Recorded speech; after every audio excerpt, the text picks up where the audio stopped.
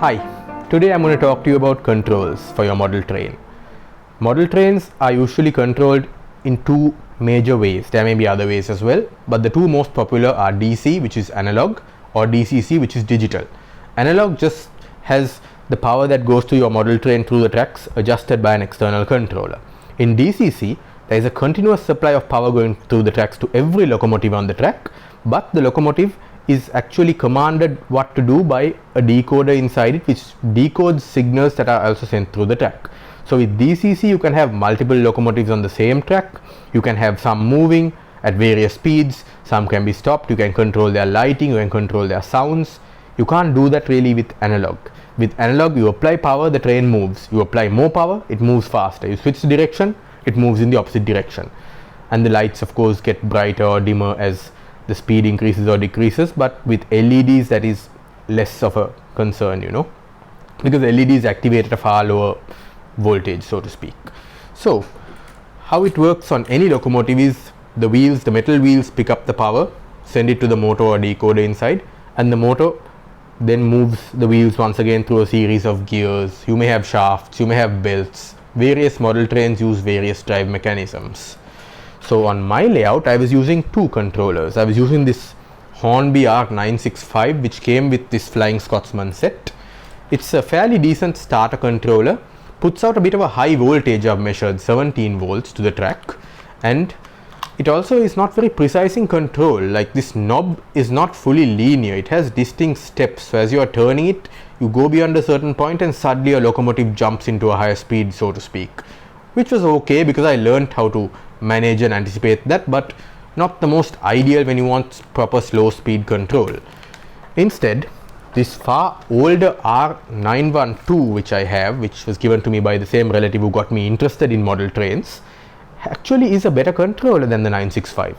It only puts out 14.2 volts to the track, still higher than the 12 volts that these are rated for, but its movement of the knob has a far more linear action, so you can actually do slow speed shunting and your realistic operations far better with this controller.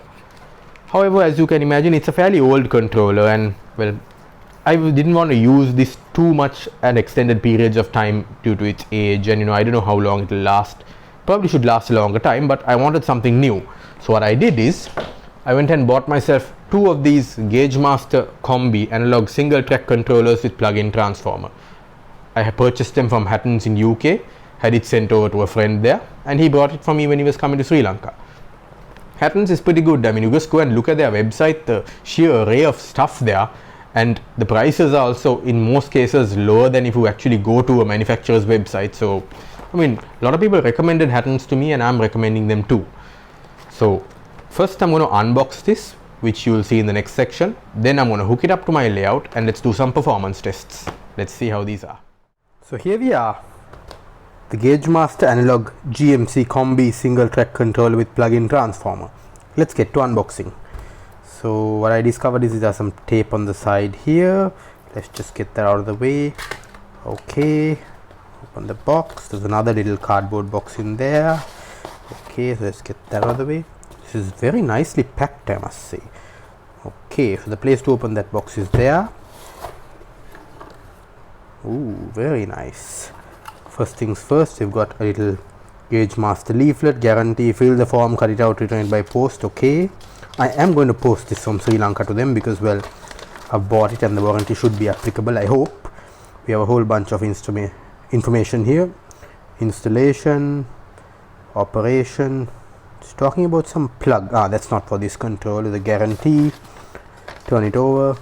You can see you have whether a mains plug is provided or not. You have a specification kind of table there. Transformer. Okay, that's fine. Let's get that out of the way with the box. Now let's unbox things. Firstly, we have this, which is quite a hefty transformer. This thing weighs a fair amount, I've got to say. Okay, the output is 16 volts AC at 0.75 amps, maximum of 12 watts. Okay, input 23240. Okay, that's fine. It's got a little protector for the pins there. I appreciate that. Let's get that out of the way. Well, I'll put it back because I'm going to be taking this downstairs later to rest it. Yep, this is actually the bulk of the weight, I've got to say. Let's put that away. Then we've got some wires here. This is to attach to your track, I think, which is very nice of them. Thank you for that, Gaugemaster. Then the controller itself, let's have a look. Combi, nice. It's got very chunky feeling switches there, very positive action. Those are not buttons. I was wondering at first if they were when I saw this thing in pictures. And the knob action is very nice. Some reviews have commented that it could be a little tighter, but I think this is okay. I mean, it's certainly a little tighter than the Hornby controllers that I have. Their knobs are a bit looser than this. We've got off to maximum in increments of 10. You've got a light there which says track, so I imagine that lights up when the controller is sending power to the track. Nothing here, nothing here, nothing here, nothing on the underside. On the back we have 4 terminals. 0 to 12 volt DC, the track output is those two.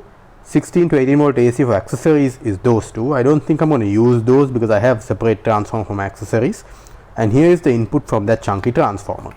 Now, this is how thoughtful Gaugemaster are. They've even given a little screwdriver which I can use to just, let's say if I want to undo these screws, they've even given me the screwdriver to do that. So you literally can take this thing to your layout and install it. You don't need a single additional tool. That's nice. Thank you for that. Now I understand why Gaugemaster controls are so highly rated. Not just the fact that they are made in the UK, but the fact that they actually feel solid. This thing feels very solid.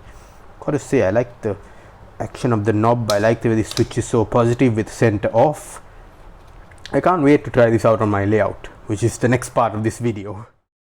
Okay, let's get down to installing these and seeing how they are with some tests. Okay, so for the first test, let's see. Ooh, it's very nice. Very linear action. You can see it's really easy to get your locomotives moving in a very smooth manner from a standstill. Let's just watch the Flying Scotsman getting around, as I've set the controller at about 35 for this kind of speed. It's moving very nicely indeed, not too fast, not too slow, not stuttering, not getting caught anywhere. So it's quite a fantastic controller, I've got to say. I mean, the loco starts moving at around 30 and it's very smooth, exceptionally smooth. Let's take it up to about 40 now. You can see we've got a very nice speed going on there. Let's step it up a bit to say 70. Okay, quite nice.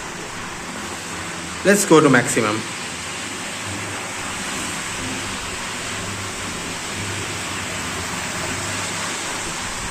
Yes, that's not a very realistic scale speed, so let's bring things down back to around 30 again. Now let's see how it is with both controllers running.